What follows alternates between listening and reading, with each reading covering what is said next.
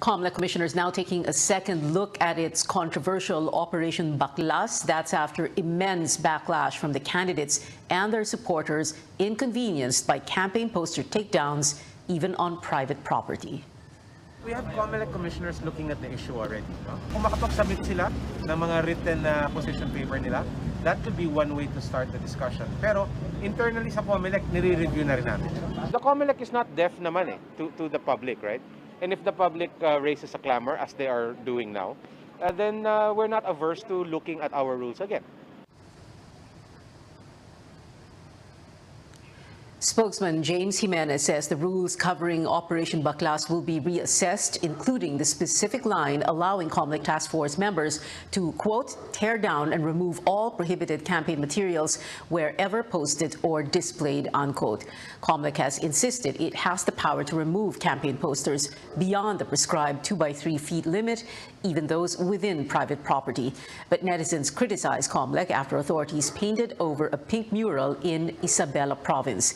Images of the incident went viral online. Jimenez admits murals are not part of the regulation on election materials. Hindi yan technically kasama, or at least hindi nabanggit, no, ang murals sa ating resolution. And again, that might be one of the areas we'd have to look again. There was consent doon sa ginawa eh. Nagpaalam po yung ating COMELEC official na tatanggalin yung mural na yon. And in fact, we do have video of the property owner saying na pwede bang pink na lang ang ilagay nyo, no? So there was consent. And again, ultimately, that's all we have going forward. Na there was consent on this. But again, technically speaking, it is not part of our resolution. The medium was different, and that the medium, again, technically was not mentioned specifically in the resolution.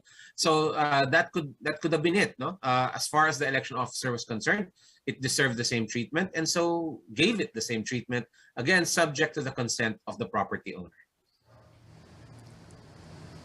Jimenez clarifies people have the right to refuse, but may be subject to a case. Now we'll look at other election-related concerns. The Health Department reminds local governments not to show political preference in events such as COVID-19 vaccination drives. That's after mascots of presidential candidate Bongbong Marcos and his running mate Sara Duterte were seen during a child vaccination event in Talisay, Cebu. COMELEC spokesperson James Jimenez says partisan politics has no place in official functions. The Health Department also clarifying the individuals who attended a campaign rally in DOH uniforms are not employees of the agency. A viral photo showed more than a dozen people wore DOH uniforms to the UNITEAM's grand campaign rally in the town of Bantay in Ilocos Sur. The DOH says these people are health workers directly employed by the local government. And the building where COMELEC's headquarters are located in Intramuros in Manila will soon get a facelift. That's after netizens questioned the nightly displays of red and green lights, which they said is similar to the colors of the Marcos-Duterte tandem. Every after sundown since last year, the Palacio del Gobernador displays what the poll body says are Christmas colors. It was brought to our attention by a netizen, and we felt that that's something that we can do right away. Nakikipag-coordinate po kami sa Intramuros administration, and I think they have consented to changing the lights. The COMELEC rents a number of floors at the Palacio del Gobernador. Other agencies under the Office of the President are also housed at the Intramuros building. Now, the country's first ever Muslim presidential candidate, Faisal Mangondato, gets the support of leaders from the Muslim community in Quiapo, Manila. Standing Ahead has that story and updates on other candidates. He may be at the bottom half of pre-election surveys, but presidential candidate Faisal Mangondato believes he has a fighting chance with the support of Muslim voters. Mangondato of the Katipunan Party takes pride in his bid as the first Muslim presidential candidate in Philippine history. Yung acceptance ng ating mga kababayan, yung doon sa tumatawag sa atin, sa partido, marami nang nagsasabi na ang suporta nila ay sa atin dahil maganda ang ating plataforma, maganda ang hangarin natin. Kung babasihan ho natin yung sinasabing survey, para sa amin hindi po importante yon. The Muslim community leadership in Quiapo, Manila has expressed support to Mangondato. Ang pagtakbo niya ay isang malaking bagay isang malaking bagay sa mga kamusliman. Kaya ako ay nananawagan na suportahan po natin sila. Mangondato vows to prioritize access to health care, food security, and agricultural productivity to fight poverty and create jobs.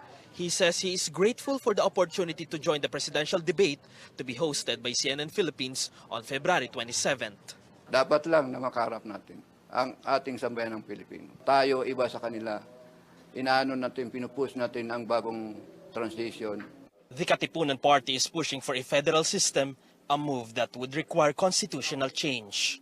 Agad-agad hihilingin namin sa Kongreso na balangkasin nila ang isang batas na nagpapatawag na isang constitutional convention. Ang goal namin ay yung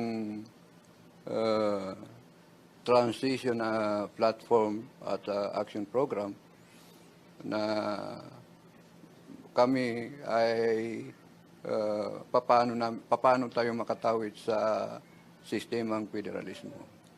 Meanwhile, presidential candidate Jose Montemayor attends a forum on preventive medical emergencies in Cavite.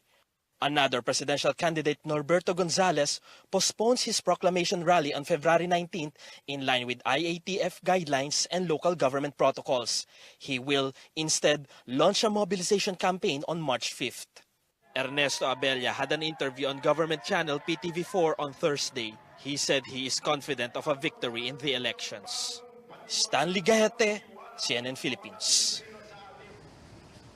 Two former cabinet secretaries and a health advocate will make their priorities and principles known in the next CNN Philippines Senatorial Forum. Watch former Agrarian Reform Secretary John Castriciones, former Agriculture Secretary Manny Piñol, and Dr. Mingita Padilla as they take on questions and issues that matter to Filipinos. That's happening this Sunday, February 20, 7 p.m. with our senior anchor, Rico Hizon. Also join our presidential and vice presidential hopefuls in a debate. Catch the VP debate on February 26th, Saturday, and the presidential debate on the 27th, live at the University of Santo Tomas in Manila, only here on CNN Philippines. The highest office of the land. Unedited, unfiltered, coming soon. A CNN Philippines special presentation, The Filipino Votes 2022 Presidential Debate. When we come back, with the rise in COVID-19 cases in Hong Kong, what are officials doing to keep watch over Filipinos there? And how effective are vaccines against the after effects of the coronavirus, also known as long COVID? Details next on CNN Philippines.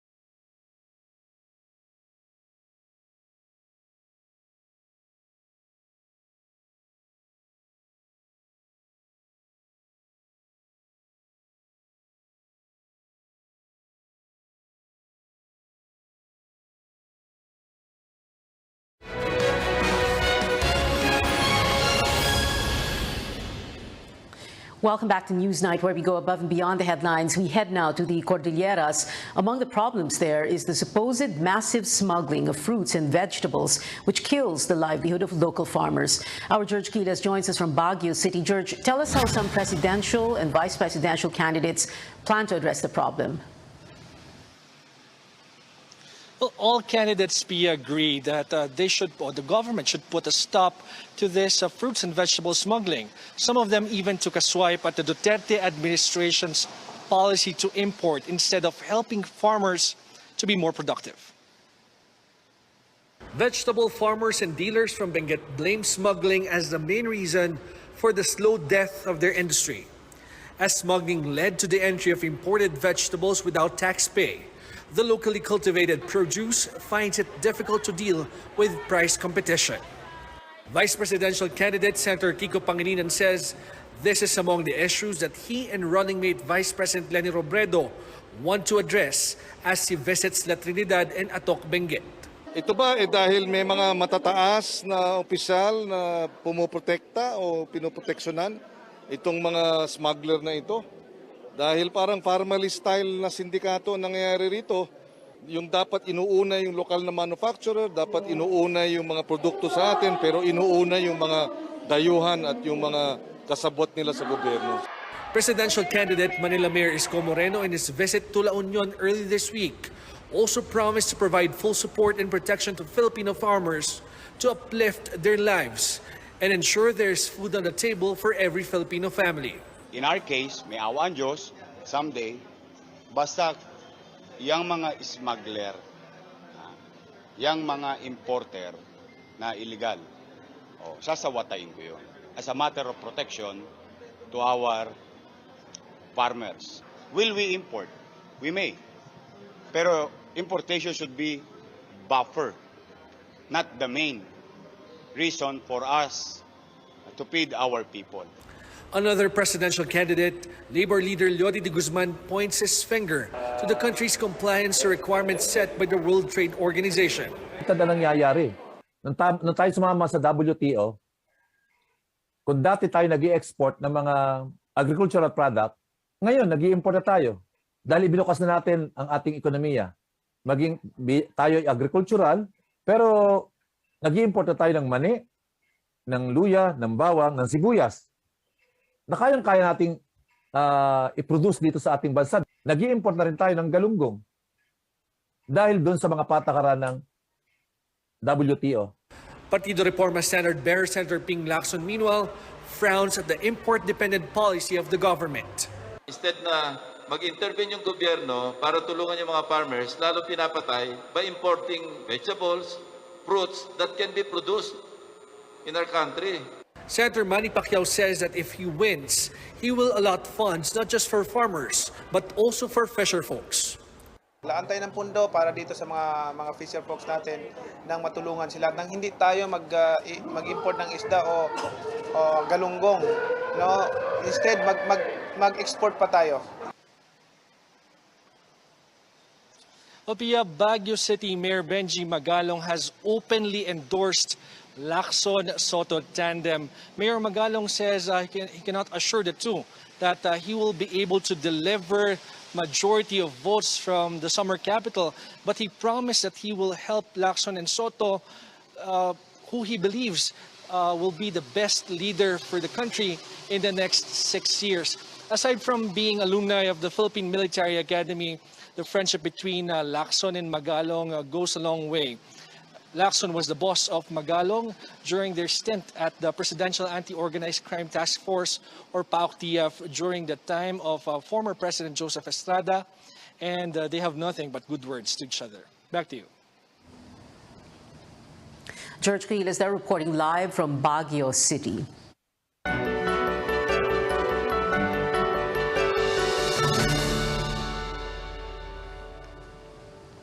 The Philippine Consulate General in Hong Kong is monitoring Filipino nationals as the city grapples with another surge in COVID-19 cases. Around 20 to 30 Filipinos there are currently infected. Consul General Rally Tejada tells CNN Philippines Hong Kong's healthcare capacity is stretched to the limit. Quarantine facilities are at full capacity, while hospital beds are over 90% occupied. Tejada says some Filipinos were also fired from their jobs despite the surge.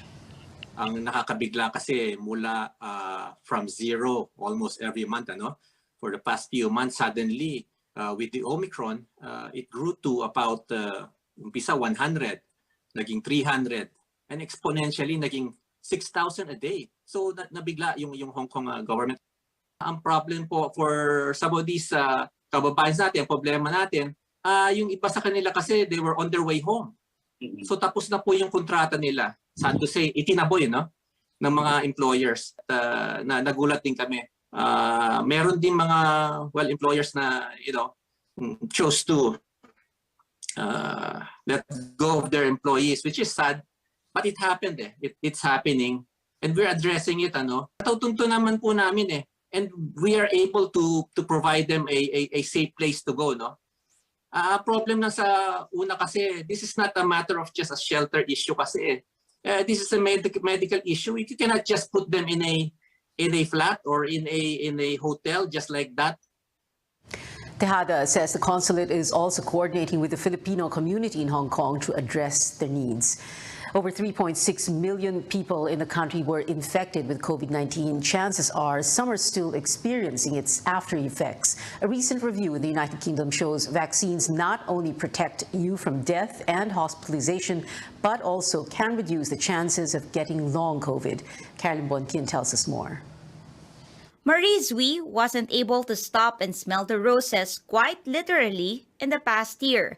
Her complete sense of smell hasn't come back since her COVID-19 infection in March last year.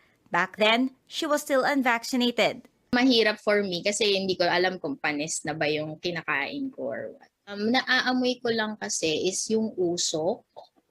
Kapag kami nagluluto, ganyan, or nagsisiga, naaamoy ko. Pero pinaka-weird yung wala namang nagluluto na may naaamoy ako. Alan Barnuevo got infected over a month after his second vaccine dose. Alan's ability to smell things and taste food took 2 months to completely return. Parang biglang uubukan na lang tapos or biglang kakati na lang yung lalamunan mo. Compared ng pre-COVID, hindi siya nung nagka-post-COVID na ako, hindi siya ganun kagad kalakas yung panglasa ko tsaka pang-amoy.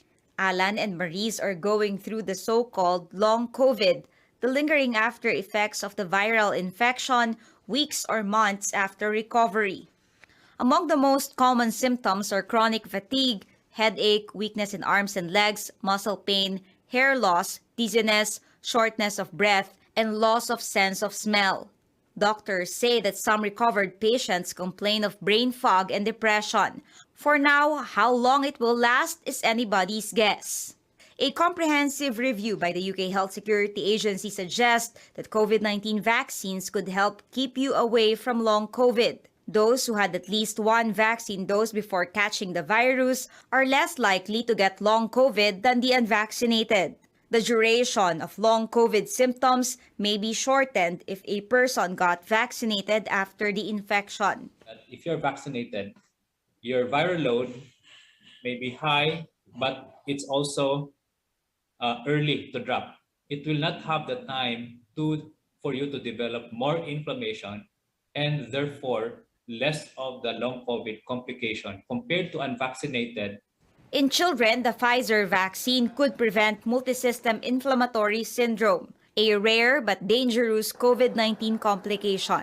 This condition causes simultaneous inflammation of organs. Most of the MIS-C patients, the children, are unvaccinated. And those who were vaccinated, kung meron man na konti lang, they do not get the severe form. Infectious diseases specialists advise those who have long COVID to immediately consult a doctor. Carolyn Bonkin, CNN Philippines. Global debt watcher Fitch Ratings keeps a negative credit rating outlook for the Philippines while affirming the country's investment grade rating.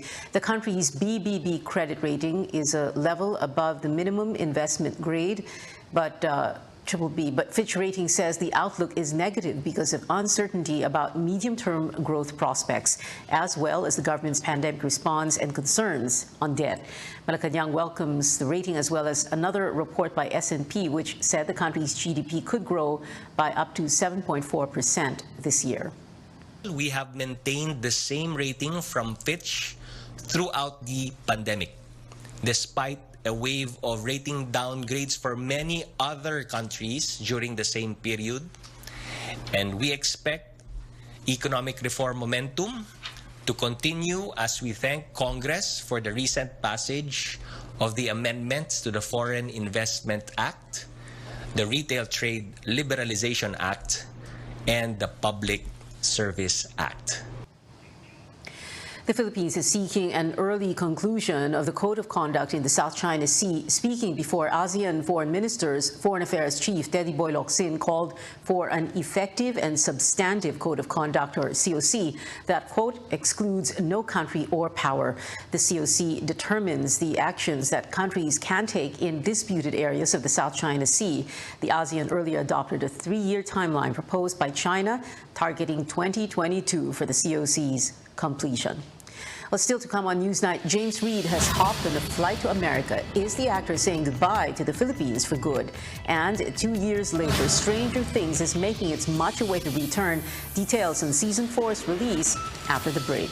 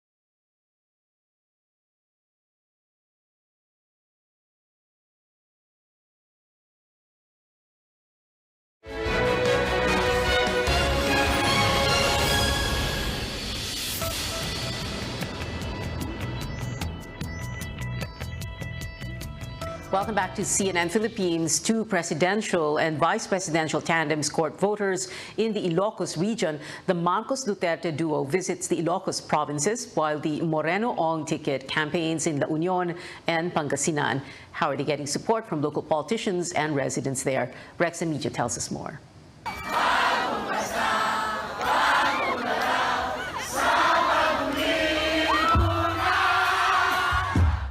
It goes without saying that the strong support for Bongbong Marcos in Ilocos Norte is imposing. Authorities estimate over 30,000 people attended his grand campaign rally in Paway Town. Everywhere they go, huge crowds of supporters in red outfits make him feel like it's a grand homecoming. When he ran for vice president in 2016, he won a whopping 97% of the votes in his bailiwick. No wonder in his caravans in Ilocos towns, he focused talking about his running mate Sara Duterte instead. Sinasabi sa kanya, baka pagka talagang maitrabaho natin ng mabuti, ay magmamayabang pa kasi mas malaki boto niya rito sa Katagay. Going to Ilocos Sur, political kingpin Chavit Singson also campaigned for the vice presidential candidate. Marcos won 93% of votes in Ilocos Sur in the 2016 elections. Singson vows that the Davao City Mayor will also win by 90% of votes in Ilocanja. Interestingly, in the entire Ilocos region, Sara's father, President Duterte, only won in Ilocos Norte back in 2016. Kailangan ng pagmamahal na binibigay natin kay BBM, ganun din ang pagmamahal na binibigay natin kay Inday Sara dahil nakakaya kung mapag-iwanan siya rito. Kailangan halos pantay ang boto nila. Another presidential candidate, Isko Moreno, meanwhile, isn't giving up on the region despite the odds. He makes some rounds in La Union and Pangasinan, provinces that also voted for Marcos in 2016. Pangasinan is among the most vote-rich provinces in the country, with more than 2 million voters. Moreno also paid a courtesy call to La Union Governor Pacoy Ortega on Thursday. Moreno says he will do his best to get some support no matter how challenging as it is. Halimbawa, paborito nila si Kandidato A at 5 sila sa pamilya, o makadalawa lang ako, okay na. Matigas man ang bulalo, dahil sa pagpupursige mo, lalambot din to. Others in the region also refuse to believe there's a solid north for Bongbong this time. Marami ng boto si BBM, kaya iskorin muna tayo, sir. Opo naman. Bakit po? Mabait naman siya eh. In the highlands of North Luzon, meanwhile, Partido Reforma standard-bearer Ping Lacson and Vice Presidential bet Kiko Pangilinan courted voters in Baguio City today. With a combined 6.9 million voters, winning the support of Northern Luzon is important for anyone running for a national post. Rex Remitio, CNN Philippines, Ilocos Norte. Again, join our presidential and vice presidential hopefuls in a debate. Catch the VP debate on February 26th, Saturday, and the presidential debate on the 27th, live at the University of Santo Tomas in Manila, only here on CNN Philippines. In local music, actor-singer James Reid has flown to the U.S. and fans are wondering, is he moving for good? Photographs of a despedida party for him this week surfaced online. Plus, the artist's sister posted a video bidding him farewell at the airport. While James is a founder of Philippine record label Careless Music, he's also managed by Transparent Feed, a U.S.-based agency. And a Billboard chart milestone from fellow OPM artist Zach Tabudlo. His tracks Paano and Habang Buhay topped the hits of the World Philippines list. But that's not all. Binibini and Nangangamba also landed on the 13th and 18th spots. This makes Zach the first Filipino act with 4 songs charting simultaneously. It is the beginning of the end for sci-fi Netflix hit Stranger Things. The creators revealed seasons 4 and 5 will cap off the show while dropping these new posters. And fans can now mark the date for the 4th season. Volume 1 streams on May 27th, Volume 2 on July 1st. And before we go, let's take a trip down memory lane and turn back time to 1993. Check out these heartwarming recreations of childhood photographs 27 years in the making. Uploader Patrick O'Cock, who is from Malta, tells us these are pictures of his son Josh hanging out with some of the Ati kids in Boracay. In 2020, Josh caught up with his former playmates. Josh and his family run a philanthropic organization in Boracay called Mission of Love Malta. The group helps raise funds for the education and healthcare of the Ati community. Patrick's post has been liked more than 21,000 times on Boracay Retrospective's Facebook page. And that is it for now. Join me again on News.ph at 7 p.m. I'm Pia Ontiveros. We now leave you with an exclusive first look at some much-anticipated devices. Samsung continues to push the boundaries of technological innovation with the unpacking of its new cutting-edge Galaxy S22 series. CNN Philippines got a look at the Galaxy S22 Ultra, S22 Plus, and S22. And now it's your turn to find out what they're all about. Hi, June. So tell us more about the new devices you recently unpacked. With this new Galaxy S lineup, we are set to bring the epic standard for premium smartphones. This is the Galaxy S22 Ultra, and it is a powerhouse encased in the sleek and simple design of the Note series. It is at its core an S-series phone with next-generation pro-grade camera and viewing capabilities. And for the first time, the S-series will have the Galaxy's signature S Pen built in. Now, the S22 Ultra is also joined by its siblings, the S22 and S22 Plus. These two devices are built to make every moment epic with dynamic cameras, enhanced image processing, and large, bright displays. What are the key innovations of the new S series, and how would you describe the typical user of these devices? Well, consumers want to shoot incredible videos wherever they are, day or night. Now, the S22 series comes equipped with what we call advanced nightography features for smoother and clearer nighttime shots without that flare effect. The S22 Ultra will keep you connected anytime. In fact, our batteries can last you more than a day, and with just 15 minutes of charging, you can charge enough to watch a full movie. Now, on the other hand, the S22 and S22 Plus are designed to power you through even the busiest days with the first ever 4nm processor on a Galaxy smartphone, and a lightning-fast processor demands power that can keep up. That's why both devices have been equipped with all-day battery to help you last a day even on a single charge. Our consumers today, they don't just expect their smartphones to do a lot. They demand that their smartphones do it all. From streaming the latest shows, to communicating on video chat, and even to capturing high-res content of their friends, their families, or even their pets. For those who want the ultimate premium phone that can do all of this and more, we have created an entirely new Galaxy mobile experience with the Galaxy S22 Ultra. Now, for those who want devices that fuel creativity and self-expression, the Galaxy S22 and Galaxy S22 Plus can help make every moment epic. All this and more in one eco-friendly, sleek design. Alongside the Galaxy S22 series, Samsung Philippines is also launching the new Galaxy Tab S8. With the Tab S8, we are aiming to achieve perfection. Now, this is a huge tablet, 14.6 inch, and it's a powerful tablet that is perfect for multitasking with the largest display ever. It has the fastest processor and the largest battery in the tablet. Please invite our viewers and tell them how they can get a hold of these phones. We have really exciting offers to those who will pre-order now. Our pre-order has actually started last February 9 and will end on March 3, and you can pre-order online via Samsung.com. You can also visit our Samsung Experience stores or any other authorized Samsung store nationwide. And finally, pre-orders can also be made online via Lazada, Shopee, Amazon.com, and Memo Express online. Look good and feel good with the new Samsung Galaxy S22 series.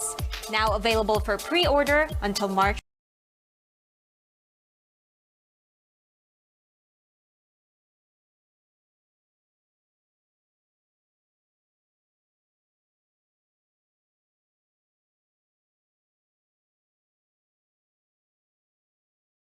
We're told by our parents or elders that we must sit up straight and stand up tall, again and again and again. Come to think of it, you do look better instantly. But more than that, you'll actually feel better. And there are many reasons why. Improving your posture has many payoffs. Today on the program, we'll look into the many benefits of a healthy posture, what it means for your spine, your lungs, your digestive system, and blood circulation, your energy level, and overall self-confidence. I'm Dr. Freddy Gomez. Welcome to MedTalk Health Talk on CNN Philippines.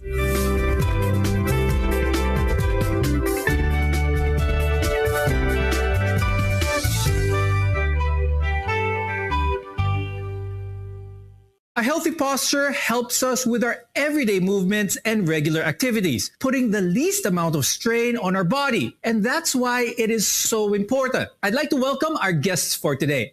First, we have Dr. Larry Acuna.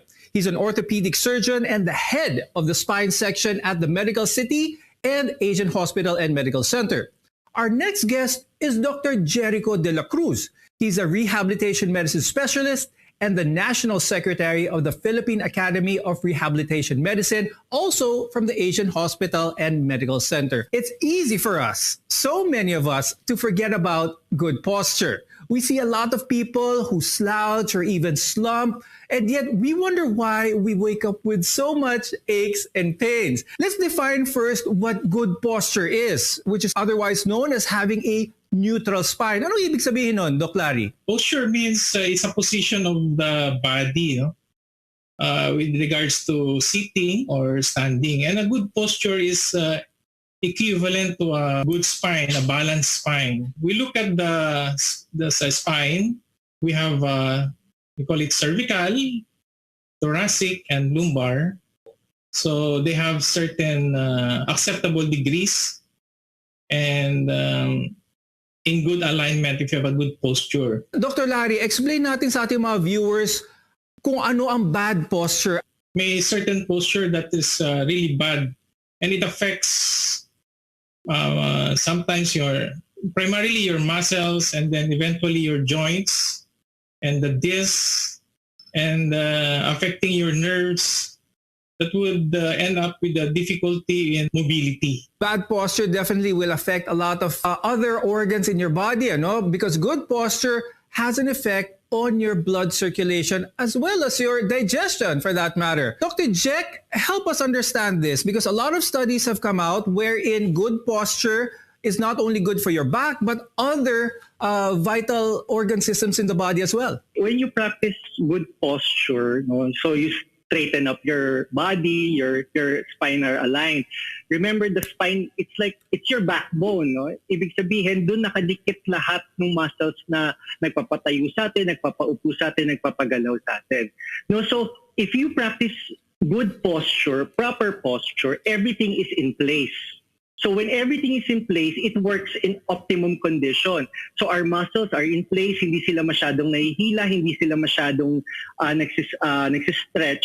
Nakakaapekto nga ba talaga ang bad posture sa blood pressure ng isang tao? If you practice bad posture, the tendency is your heart works a little bit harder. No, so mas malaki yung trabaho sa puso natin. So when our heart starts pumping a little bit harder, mas nagtatrabaho siya, our blood pressure goes up. So if we practice good posture, our accessory muscles, our muscles of the limbs, no, the upper and the lower extremity helps with our blood pressure. So our heart doesn't work that hard, so mas maganda yung blood pressure natin lumalabas. Dr. Jack, how does sitting up straight help with both our lungs, our breathing, as well as our functional digestive system? Ang sinasabi sa atin nung bata tayo, stomach in, chest out, no? Chin up. So technically, you're expanding your chest wall. No? Lumalaking chest wall natin, it gives space for the lung to expand. So when you give more space for the lungs, mas marami tayong oxygen na nakukuha kasi lumalaki yung area, no, na pwede nating punuin. So in effect, mas maganda yung ating breathing. No, in terms of our digestion, mas maganda rin yung position natin as compared that if we are slouching. If we're slouching, we're compressing our internal organs. Remember, everything needs room. Pag pinasok mo yung pagkain, so kailangan mag-expand din yung tiyan natin. No? So kung maganda yung ating position, maganda ang ating posture, we have room for expansion. Doc Larry, let's explain naman what sway back is and anong epekto nito sa ating katawan. Yung sway back kasi di-distort yung spinal alignment. So, yung magkakaroon ka ng tawag doon exaggerated thoracic kyphosis, and then yung neck mo medyo naka-hyperextend. With poor balance, poor posture, you will end up having muscle pains and fatigue earlier. Usually pagka may sway back ka, mas nag-exert kasi effort yung sa lower back mo and then neck muscles as well. Please explain to our viewers kung ano naman yung forward head. Yung forward head naman, yung neck mo hyper flex, no? Parang naka-forward and from the name itself naka-forward yung head over in relationship to your neck. So strained yung mga neck muscles mo with that kind of posture. Dr. Jack, is it possible na meron tayong mga viewers dito who don't even notice na meron silang sway back, meron silang forward head? Ano yung kaya mga common effects na pwede nilang maramdaman that might make them think that they have these conditions? Yung ating curvature ng spine mas lumalaki, no? Ang tendency kasi ng sway back, yun yung mga taong parang parating nakasandal pa naglalakad, no? You feel like you're falling backwards. So that's usually yun yung signs ng sway back. Yung sa forward head naman, mas madami yan ngayon, no? Especially in the advent of our technologies, parati tayong nakayuko. No, so the tendency, our neck is in an angulation. It will cause you neck pains because a minimal angulation of the neck will cost you about 20 to 60 pounds additional work for the neck. Okay, now there are other types of common posture problems that can be avoided as well as corrected, and we'll discuss those, including exercises that can help improve posture after a short break. We're your partner in healthcare. You're watching CNN Philippines.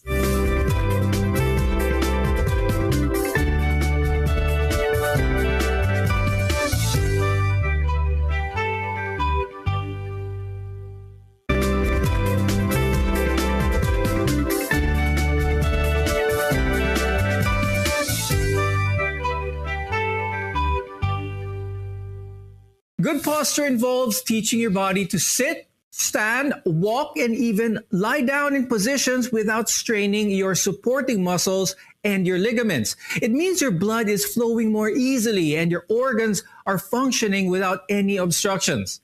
Welcome to MedTalk Health Talk. We're here to create a healthy tomorrow. I'm Dr. Freddy Gomez. Dr. Jack, please describe this for us, itong flat back and its effects sa ating katawan. Flat back naman, technically parang kabaliktaran ng sway back. No? Yung sway back kasi nag-increase yung curvature of the lower spine.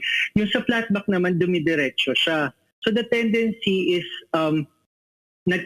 hindi mo mabaluktot, no? Hindi mo siya madiretso yung spine mo kasi diretsong-diretso siya. So hindi ka makatayo ng diretso pataas. So what happens is you tilt your pelvis forward, you flex your hips, and you flex your knee to be able to stand up straight. Now, let's go to another posture syndrome known as kyphosis, which is common in older women. Dr. Jack, can you please describe what kyphosis is? Kyphosis in our vernacular in Tagalog, yung kuba, no, nakukuba siya. Usually it happens when you have problems with the vertebral bodies. Lumiliit siya, nagkakaroon tayo ng wedges. No? So, lumiliit siya, so nagkakaroon ng deformity with our spine. So, nakukuba tayo. So, that's the main problem with your kyphosis. Speaking of kyphosis, bakit ito mas madalas nakikita sa mga babae at advancing age? What is the main culprit for this? As you advance your age, yung buto nagiging brittle. So may tendency magkaroon ng osteoporosis. Yung osteoporosis kasi is a silent disease that causes fragility, fracture of the spine. So yun yung effect ng osteoporosis. Okay, so kyphosis can also be caused by fractures, osteoporosis, as Dr. Larry mentioned, disc degeneration, as well as some forms of cancer and some cancer treatments, among others. Dr. Larry, since we're talking about osteoporosis, at what age kaya should they seek consult with their orthopedic surgeon or their spine surgeon to check out na everything is okay? The most common cause ng osteoporosis is postmenopausal. So after menopause, nagbabago yung estrogen level. So, nagkakaroon siya ng osteoporosis. Yung iba naman, maaga magkaroon ng osteoporosis dahil meron silang ibang comorbidity, like kung merong mga thyroid problems, mga endocrine abnormalities, yan dun sa mga early stage. But basically, it's after menopause for women. Now, from a spine specialist's perspective, what type of mattress should our viewers have in terms of having a good night's sleep? Yeah, I always advise my patients to have a firm bed mattress that would prevent from the back from sagging. Kasi nagbabago yung spinal curvature with a very soft mattress. And with regards to the use of pillow, I always advise my patients to make sure that the head is always at the same level with the shoulder to prevent neck pains later on. Now, we're your partner in healthcare here on MedTalk Health Talk. When we return, we'll share some exercises that can help with good posture. So stay with us.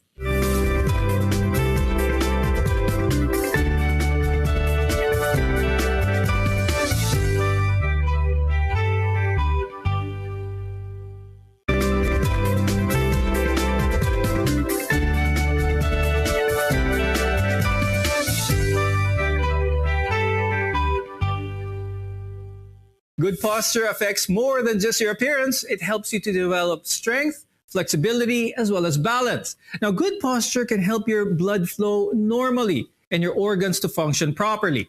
We're in this together. I'm Dr. Freddy Gomez, and welcome back to MedTalk Health Talk on CNN Philippines. Please explain to our viewers kung bakit mahalaga ang pag-exercise or pag-stretch ng muscles, especially when it comes to good posture. Yung muscles is a supporting structure of the bone.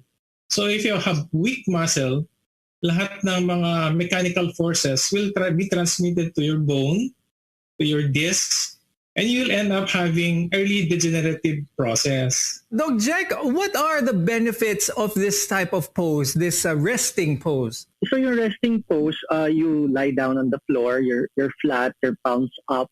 No, technically you're just resting. And then you concentrate on your breathing. So it makes you centered. You are in tune with your body. You will feel where it aches, saan siya masakit, and then it makes you relax. Now there's another pose called, or a stretch for that matter, called the cat-cow stretch. That's another one that can help correct or lessen bad postures. Doc Jack, what does this type of stretch actually do? Yung cat-cow stretch, you can do it 3 ways. You can do standing, you can do it sitting, or you can do it on all fours. No, technically, you extend and flex the spine slowly. Concentrate on the breathing. So technically, it stretches. No, it stretches your upper and the lower back. Stretches your arms as well and your legs. Pero ano ba talaga ang mga core muscles, Doc Jack? And how does this help with someone's posture? So our core muscles, our abdominals, our back, no, sila yung nagpapatayo sa atin. No? It helps the body carry our own weight, no, and improves our balance. So one type of strengthening that is to do the plank. So if you do the plank, you strengthen the core, you strengthen the abdominals, you strengthen the back. But again, you strengthen the shoulder girdle muscles and the pelvic girdle muscles as well as the lower extremities. It improves our postures as well because you strengthen all of the muscles at once you strengthen the core. Now, when we talk about starting out for the first time, for someone who has not stretched in their life, has not done any exercise, but they notice that their posture needs some help, what is your advice, Doc Jack? So with stretching, you have to do it slowly. You have to do it calculated because if you do it haphazardly, the tendency is for you to injure yourself. So if you do it one movement at a time, slowly, and then you center yourself and you see what's aching and then what's bothering you, so you will do it safely. Is there an exercise or a position they could do at home to make them feel what it feels like to have good posture? For good posture, the tendency is you have to straighten your back. So, ang pinagagawa sa atin, yung stomach in, chest out, chin up, di ba? So what you do is you pull your shoulders back and down. No, so you will feel a little bit of strain on the lower back, but you can see you're standing tall and you're breathing well. Now, Dr. Larry, there's also a condition which a lot of our viewers may be familiar with, and that is a herniated disc or a slip disc. Now, this can cause extreme pain, especially in the lower back. It can really be debilitating. For that matter, how is this best treated? The first thing is to prevent it from having it. So proper posture would somehow prevent having a herniated disc. And if you have the herniated disc, you feel back pain and leg pains. That means the nerve is already impinged. And 90% of the time, it's treated non-surgically. We refer patients to rehabilitation medicine. They do modalities to decrease the inflammation and eventually decreases the pain and strengthen the muscles. Doc Jack, a lot of our viewers also are familiar with correcting apparently what's called subluxations of the bones. In short, pinapatunog, kinakrack yung kanilang bones in order to have a corrected spine by, what is your opinion in this type of practice? As a rule of thumb, hindi siya maganda, no? Because yun nga, nabanggit nga ni Dr. Larry, sometimes if you have problems, especially with the spine, if you have brittle spine, you might, just cracking it might cause fractures. So as a rule of thumb, mas maganda hindi natin siya gagawin. Do you have any advice, Doc Jack, for our viewers before we go? So the best part is to practice proper posture, and then you try to exercise your core muscles, try to exercise a lot, especially at this time of the pandemic, so that our body will be in tip-top condition once we start going outside. And Dr. Larry, any advice for our viewers when it comes to good posture? Yeah, aside from having good posture, you have to shift position from time to time. Like when you're sitting most of the time, you should take a break at least every hour. and do your stretching to avoid the back pains. Our take home for this is check with your doctor, your orthopedic surgeon, your rehab medicine specialist, your physical therapist, or even a trainer to help you identify and hopefully correct your posture. With that, I'd like to thank our guest for today, spine surgeon Dr. Larry Acuña and rehabilitation medicine specialist Dr. Jericho De La Cruz. Maraming salamat sa inyo. I'm Dr. Freddy Gomez, and thank you for watching MedTalk Health Talk on CNN Philippines.